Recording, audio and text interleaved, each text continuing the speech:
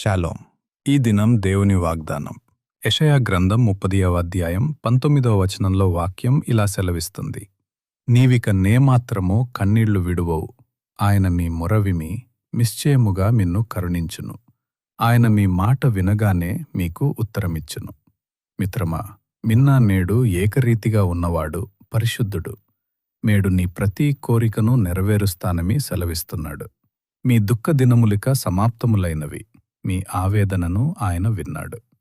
అరణ్యములో హాగరు మొరవిన్న దేవుడు, పిల్లలు లేక విలపించిన హన్న కన్నీటిమి సంతోషంగా మార్చిన దేవుడు, మరణపడక మీద ఉన్న హిజ్కియా కన్నీటిమి చూసి ఆయుషును పెంచిన ఆ కార్యకర్త నేడు నీ కన్నీటికి జవాబివ్వబోతున్నాడు. నీవు పిలువక మునుపే ఆయన పలుకును, నీవు మాట్లాడుచుండగానే ఆయన వినును.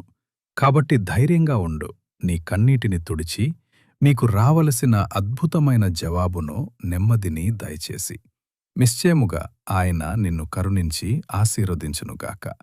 ఈ వాగ్దానం నీ పట్ల, నీ కుటుంబం పట్ల నెరవేరునుగాక. ఆమెన్. ఈ సందేశం మీ హృదయాన్ని బలపరిస్తే లైక్ చేయండి, షేర్ చేయండి, ఆమెన్ అని కామెంట్ చేయండి.